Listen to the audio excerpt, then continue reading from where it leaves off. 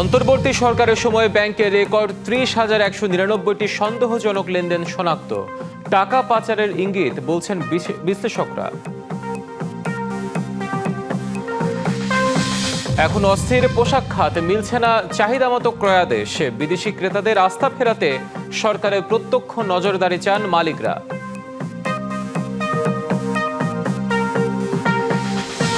এবং ইরান যুদ্ধের ধাক্কায় কমেছে চীনের প্রবৃদ্ধি। জ্বালানির মূল্যবৃদ্ধি আবাসন খাতের দীর্ঘস্থায়ী সংকটে পূরণ হচ্ছে না লক্ষ্যমাত্রা।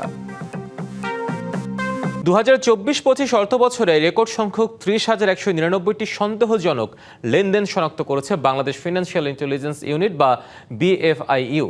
সন্দেহজনক লেনদেনের এই সংখ্যা তার আগের বছরের চেয়ে প্রায় দ্বিগুণ, যার ৯৫% হয়েছে ব্যাংকিং খাতে। সংস্থাটির বার্ষিক প্রতিবেদনে এসব তথ্য তুলে ধরা হয়েছে। বুধবার মতিঝিলে কেন্দ্রীয় ব্যাংকে আয়োজিত সংবাদ সম্মেলনে বিএফআইইউ কর্মকর্তারা জানান, অর্থ পাচার ও দুর্নীতির মাধ্যমে লোপাট হওয়া সম্পদ পুনরুদ্ধারে আইনি তৎপরতাও বেড়েছে। এখন পর্যন্ত দায়ের করা হয়েছে ৯৮টি মামলা। এর মধ্যে ৯টি মামলায় অভিযোগপত্র দাখিল এবং 4টি মামলার রায় হয়েছে। প্রতিবেদনে বড় ধাক্কা মিলেছে সম্পদ জব্দের তথ্যে। সাবেক প্রধানমন্ত্রী শেখ হাসিনার পরিবার সহ দেশের 11টি শীর্ষস্থানীয় শিল্প গ্রুপের মোট ৭৬,০০০ কোটি টাকার সম্পদ জব্দ করা হয়েছে, যার মধ্যে ১৯,০০০ কোটি টাকায় ফ্রিজ করা হয়েছে দেশের বাইরে। সংস্থাটির প্রধানের আশা, আন্তর্জাতিক প্রক্রিয়ায় পাচার হওয়া এই বিশাল অঙ্কের অর্থ দেশের অর্থনীতিতে ফিরিয়ে আনতে চলতি বছরের শেষ নাগাদ মিলবে বড় সুসংবাদ। ১৮০টি দেশের এফআইইউর সাথে আমাদের একটি মেমোরান্ডাম অফ আন্ডারস্ট্যান্ডিং আছে এবং আমরা 180টি দেশ একটি এগমন্ট গ্রুপের আমরা সদস্য, সুইজারল্যান্ড এগমন্ট গ্রুপের সদস্য, এবং সুইজারল্যান্ডের সাথে আমাদের তথ্যের আদান প্রদান হচ্ছে। সেটা হচ্ছে আমাদের ইএসডব্লিউ, আমাদের এগমন্ট সিকিউরিটি ওয়েবের মাধ্যমে সুইজারল্যান্ডের সাথে আমাদের প্রয়োজন অনুযায়ী আমাদের তথ্যের আদান। অন্তর্বর্তী সরকারের সময় ব্যাংকে সন্দেহজনক লেনদেন দ্বিগুণ হওয়া টাকা পাচারের ইঙ্গিত বলে মনে করেন বিশ্লেষকরা। তবে সাবেক ব্যাংকাররা মনে করেন, সে সময় ব্যাংকারদের কাজের স্বাধীনতা ফেরায় এই ধরনের রিপোর্ট করার প্রবণতা বেড়েছিল, আর সে কারণেই সংখ্যাটি দ্বিগুণ হতে পারে। অর্থ পাচার প্রতিরোধ আইন অনুযায়ী ব্যাংক খাতে যে কোনো সন্দেহজনক লেনদেন হলে তা নীরবে বাংলাদেশ ব্যাংকের বিশেষ ইউনিটে রিপোর্ট করার বিধান আছে। কিন্তু বিশ্লেষকরা বলছেন, রাজনৈতিক সরকারের সময় ভয়ভীতি থাকায় ব্যাংকারদের মধ্যে তা করার প্রবণতা কম থাকে। ২০২৪-২৫ অর্থবছরে সন্দেহজনক লেনদেন বেড়েছে আগের বছরের চেয়ে প্রায় দ্বিগুণ। এজন্য ব্যাংকারদের নির্ভয়ে কাজ করার বিষয়টিকেই বড় করে দেখতে চান সাবেক ব্যাংকাররা। সব ভয়ভীতির ঊর্ধ্বে থেকে এসটিআর করতে হবে। কাউকে এসটিআর করার মতো ট্রানজাকশন আপনি করছেন না, you will be personally liable. এই বিষয়টা সচেতনতাটা বেড়েছে। ওই সময় যেহেতু কোনো রাজনৈতিক সরকার ছিল না, ব্যাংকগুলো হয়তো ভয়ভীতিহীন ভাবেই সাসপিশিয়াস ট্রানজাকশন রিপোর্টিং করেছে, সেই কারণে বাড়তে পারে। তবে অন্তর্বর্তী সরকারের সময় সন্দেহজনক লেনদেন বৃদ্ধির বিষয়কে এতটা সাদা চোখে দেখতে নারাজ বিশ্লেষকরা। তাদের সন্দেহ, সে সময় বড় অঙ্কের অর্থ পাচার হয়েছে। যত ট্রানজ্যাকশনই হবে সেটা তো বিএফআইইউর উপর দিয়েই হবে, এবং তারা তো প্রত্যেকটা ট্রানজ্যাকশন দেখতে পারে। তার মানে হলো তখনকার সময়ে আমাদের ওই মানি লন্ডারিং কমেনি, বঞ্চ মানি লন্ডারিং যে প্রভাব ছিল সেটাই কন্টিনিউয়াস ছিল, এবং যাদের এগেইনস্টে এলিগেশন আসছিল তাদের এগেইনস্টে আমরা কোনো ধরনের অ্যাকশন নিতে দেখিনি। ২০২৪-২৫ অর্থ বছরে ৩০,১৯৯টি সন্দেহজনক লেনদেনের মধ্যে বিচার হয়েছে মাত্র 4টির। বিশ্লেষকরা মনে করেন, অপরাধ শনাক্ত ও বিচারের প্রশ্নে বিএফআইইউ এর উদ্যোগ সন্তোষজনক নয়। যে পরিমাণ সাসপিশিয়াস অ্যাকাউন্টের কথা বলা হচ্ছে, সে তুলনায় কিন্তু মামলার সংখ্যা তার তুলনায় যথেষ্ট কম। যারা এই ধরনের ফিনান্সিয়াল ক্রাইমের সাথে যুক্ত, দেশের টাকা নামে বেনামে দেশে রেখেছে বা পাচার করেছে, তারা যাতে দৃশ্যমান শাস্তির আওতায় আসেন। কেন্দ্রীয় ব্যাংকের এ বিশেষ ইউনিট বলছে, এবছরের মধ্যে পাচারের টাকা ফিরতে শুরু করবে। তবে তাদের এমন বক্তব্যের সঙ্গে খুব বেশি আশাবাদী নন বিশ্লেষকরা। দেশ বিদেশে পাচারকৃত অর্থ। মোস্তফা মাহবুব, ডিবিসি নিউজ, ঢাকা। এখনো অস্থির পোশাক খাত, মিলছে না চাহিদা মতো ক্রয়াদেশ। নির্বাচিত সরকার ক্ষমতায় বসলে রপ্তানিতে জোয়ার আসবে এমন প্রত্যাশা ছিল উদ্যোক্তাদের, কিন্তু 5 মাস পেরিয়ে তাও এখনো অধরা। রপ্তানিকারকরা বলছেন বাংলাদেশ নিয়ে বিদেশি ক্রেতাদের অনাস্থা এখনো কাটেনি।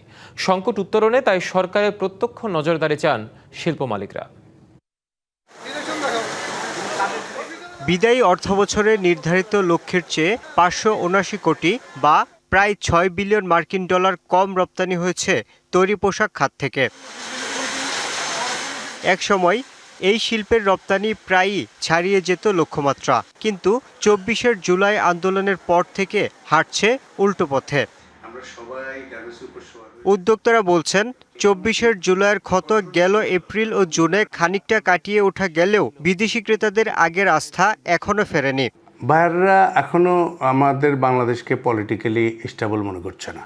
যতটা আমাদের এক্সপেকটেশন ততটা অর্ডার আসছে না। আমি প্রতিদিন মেইল খুললে দেখি বিভিন্ন মিনিমাম 10টা ফ্যাক্টরি আমাকে নক করতেছে, বড় বড় রিনাউন্ড ফ্যাক্টরিগুলিকে নক করতেছে অর্ডারের জন্য। শিল্প মালিকরা বলছেন সরকার পরবর্তী অস্থিরতা আর তারপর জ্বালানি অনিশ্চয়তায় বিদেশি ক্রেতাদের আস্থায় চির ধরেছে। সেই সুযোগে পোশাক খাতে প্রতিযোগী দেশগুলো সুযোগ সুবিধা বাড়িয়ে দেয়ায় বাংলাদেশ বিমুখ হচ্ছেন বিদেশি ক্রেতারা। এবছরে গত বছরের তুলনায় যে ডাউনওয়ার্ডস যে টেন্ডেন্সি, এর জন্য আমাদেরকে কিন্তু সাবধানতা হয়ে যেতে হবে। এই বায়াররা যেসব জিনিসগুলোকে চ্যালেঞ্জ হিসাবে মনে করে সেসব জায়গাগুলো যদি আমরা অ্যাড্রেস করতে পারি তাহলে কিন্তু বায়ারদের কনফিডেন্স বাড়বে এবং বাইং আমাদের দেশের প্রতি তাদের কনফিডেন্স বাড়লেই বাইংটা বাড়বে। রপ্তানিতে এত বড় ধাক্কার জন্য কূটনৈতিক অদক্ষতাকেও দুষছেন উদ্যোক্তারা। তাদের অভিযোগ প্রতিযোগী দেশগুলোর মতো কার্যকর বাণিজ্য চুক্তি করতে ব্যর্থ হয়েছে বাংলাদেশ। ভিয়েতনাম কিংবা ইন্ডিয়ার বেলায় অনেক স্ট্রং ডিপ্লোমেসি আছে, ফলে তারা আন্তর্জাতিক বাজার চিন্তা করে তারা এফটিএ সাইন করে। ভারতের সাথে ইউরোপিয়ান ইউনিয়নের একটা হয়েছে, এফটিএ সাইন হয়েছে। আমরা এখন পর্যন্ত প্রসেস করতে পারি নাই। উদ্যোক্তারা বলছেন গেল অর্থবছরের ধারাবাহিক নেতিবাচক প্রবৃদ্ধির মধ্যে কেবল 3 মাসের ভালো চিত্রে আত্মতুষ্টিতে ভোগার সুযোগ নেই, বরং কিভাবে প্রধান রপ্তানি খাতের সুদিন ফেরানো যায় সেই উদ্যোগ নিতে হবে সরকারকেই। Yusuf Rana, DBC news, Dhaka.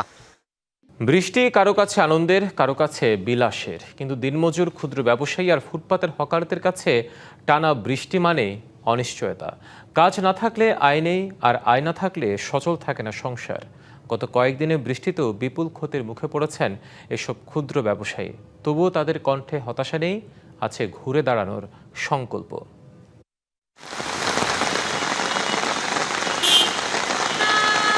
টানা বৃষ্টিতে রাজধানীতে কয়েকদিন কার্যত বন্ধ ছিল ফুটপাতের ব্যবসা। জলাবদ্ধতার কারণে জরুরি প্রয়োজন ছাড়া ঘর থেকে বের হননি সাধারণ মানুষ, তাই ক্রেতার আনাগোনাও ছিল না ফুটপাতে। কয়েকদিন ধরে প্রায় উপার্জনহীন থাকতে হয়েছে নিম্ন আয়ের হাজারো মানুষকে। অবশেষে মঙ্গলবার দেখা মিলেছে রোদের, আর তাতেই ফুটপাতে ফিরতে শুরু করেছেন হকাররা। ক্রেতার উপস্থিতিও বাড়ছে ধীরে ধীরে।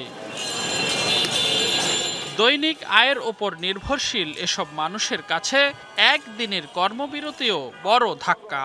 তাই টানা কয়েকদিনের বৃষ্টির পর রোদ শুধু আবহাওয়ার পরিবর্তন নয়, নতুন করে ঘুরে দাঁড়ানোর সুযোগও।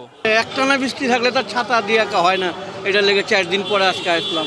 4-5 দিন তো দোকানদারি করতে পারি নাই, খুব কষ্ট হয়েছে, জানা হয়ে গেছে। আল্লাহ ছাড়ায় কোনো রকম হয় হালাত করি, আরেকজনের টাকা ঋণ লই, ভাই দোকান খুললে দিয়া দেবো। বৃষ্টির দিনে পরিবার নিয়ে কষ্টে দিন কাটলেও আক্ষেপ নেই এসব নিম্ন আয়ের মানুষের। প্রকৃতির রুক্ষ আচরণ তাদের নিত্যসঙ্গী। আগে যে বেচা কেনাগুলো হয় ওই চালানের উপরে ভিত্তি করে আবার সামনের দিকে ওই কয়টা দিনে আর কি চলাফেরা করা লাগে। বৃষ্টি আসবে, হরতাল, কারফিউ, মুখ সমুখ রাজনৈতিক জটিলতা আসবে, দোকান 2 দিন বন্ধ থাকতে পারে, ওগুলো আমাকে মেনে নিয়েই ফুটপাতে থাকতে হবে। Redwanul Haque, DBC news, Dhaka. Pubali bank PLC DBC বাণিজ্য সংবাদে নিচ্ছে একটি বিরতির সঙ্গে থাকুন। দর্শক, সংসদ অধিবেশনে বর্তমানে কথা বলছেন প্রধানমন্ত্রী তারেক রহমান। আমরা এখন সরাসরি সেখানে যুক্ত হচ্ছি। পূর্ণাঙ্গ উৎসাহ নিয়ে এই অনুষ্ঠানে যোগদান করেছিল।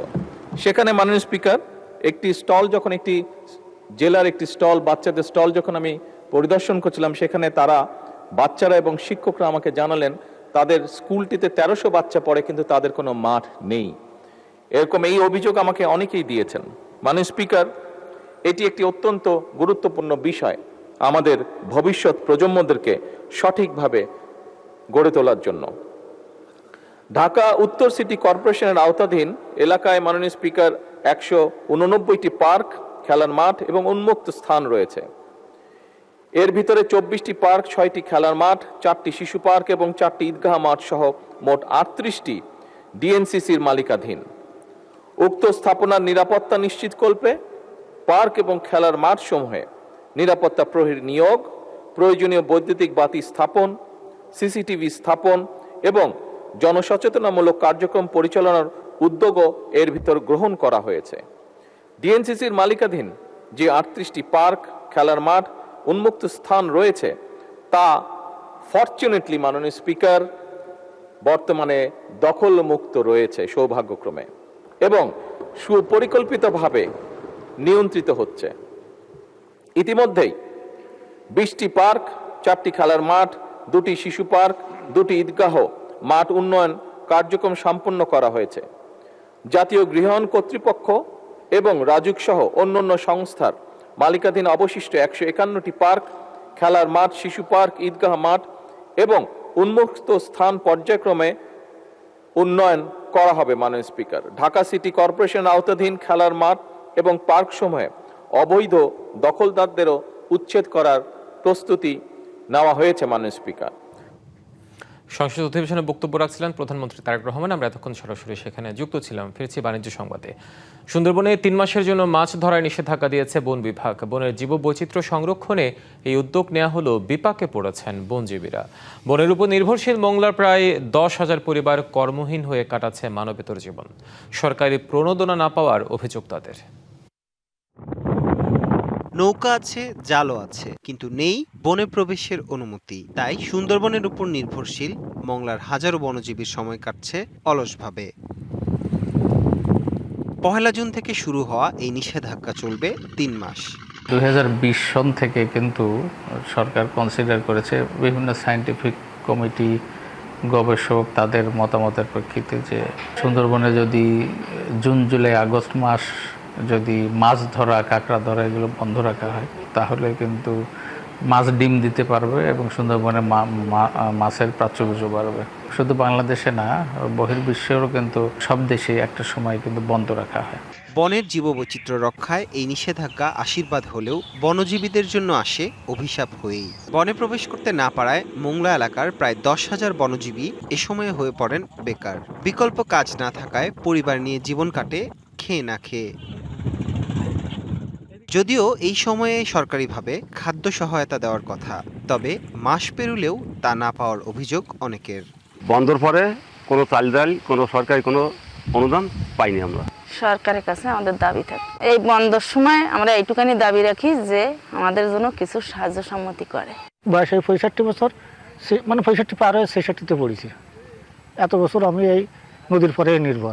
3 মাসে দিন মজুরি এটা সেটা করতে হয়। বনজীবীদের সরকারিভাবে সহায়তার জন্য ঊর্ধ্বতন কর্তৃপক্ষের কাছে তথ্য দেওয়া হয়েছে। দ্রুত তাদের সহায়তা করা হবে বলছে মৎস্য বিভাগ। নিবন্ধিত এবং অনিবন্ধিত সবকিছু মিলে প্রায় 10,000 মতো জেলে আছে, যারা আমাদের সুন্দরবন সংলগ্ন নদী এবং সামুদ্রিক এরিয়াতে মৎস্য আহরণের সাথে জড়িত আছে। ক্রাইটেরিয়ার বেসিসে আমরা মূলত তালিকা প্রণয়ন করে আমরা চাউল দেওয়ার ব্যবস্থা করব। সুন্দরবনের জীববৈচিত্র্য রক্ষায় এই নিষেধাজ্ঞা গুরুত্বপূর্ণ হলেও বিপাকে পড়েন বনজীবীরা। তাই নিষেধাজ্ঞার সময়ে সরকারি সহায়তা ও বিকল্প কর্মসংস্থান নিশ্চিতের তাগিদ স্থানীয়দের। DBC news desk. ইরান যুদ্ধের জেরে কমে গেছে চীনের প্রবৃদ্ধি, বাড়ছে না চাহিদা। বিবিসির প্রতিবেদনে বলা হয়েছে, বছরের দ্বিতীয় প্রান্তিকে বিশ্বের দ্বিতীয় বৃহত্তম অর্থনীতি চীনের প্রবৃদ্ধির গতি কমে গেছে। ইরান যুদ্ধের কারণে জ্বালানি তেলের মূল্যবৃদ্ধি, দুর্বল অভ্যন্তরীণ চাহিদা, আবাসন খাতের দীর্ঘস্থায়ী সংকটের কারণে এপ্রিল-জুন সময়ে চীনের অর্থনৈতিক প্রবৃদ্ধি প্রত্যাশার চেয়ে কম হয়েছে। বুধবার চীন সরকারের প্রকাশিত তথ্য অনুযায়ী এপ্রিল-জুন সময়ে চীনের মোট দেশজ উৎপাদন বেড়েছে 4.3%।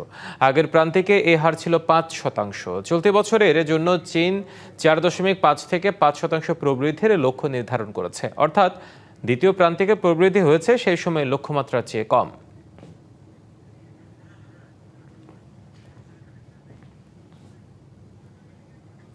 পূবালী ব্যাংক পিএলসি ডিবিসি বাণিজ্য সংবাদ এই ছিল এখনকার মতো। ডিবিসি নিউজের সংবাদগুলো পড়তে ভিজিট করুন dbcnews.tv আর ভিজিট করুন ডিবিসি নিউজের ফেসবুক পেজ এবং ইউটিউব চ্যানেল। সঙ্গেই থাকুন।